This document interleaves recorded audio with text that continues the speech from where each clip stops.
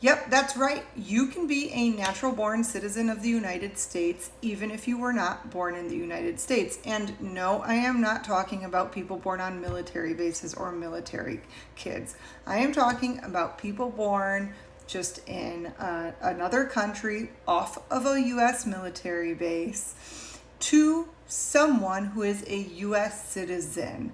So, depending on physical presence requirements, in other words, how much time your parent spent in the United States prior to your birth, if you were born abroad, you are a natural born citizen, or in other words, a U.S. citizen at birth. That's what a natural born citizen is. So, like me, I was born abroad to one U.S. citizen parent. At the time of my birth, my U.S. citizen parent had spent nearly all of his life in the United States. And as such, I'm legally recognized as his child.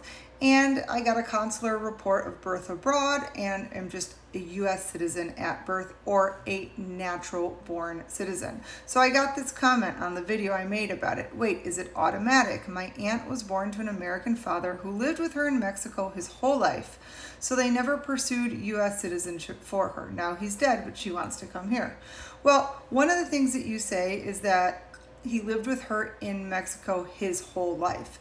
Depending on when she was born, and the rules differ depending on the year that the individual was born, her father might have had to have lived in the U.S. for a minimum of 5 years prior to her birth, and usually after the age of 14. If he did live in the U.S. after the age of 14 for 5 years, which is usually the rule, but not always, then yes, your aunt is probably a natural born citizen of the United States, as long as, of course, he recognized her, or she was born in wedlock, or he is otherwise, her father legally.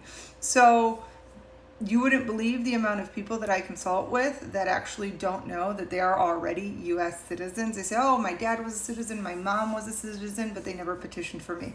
And then we reverse engineer it and find out that, in fact, they are citizens at birth despite not having been born in the United States.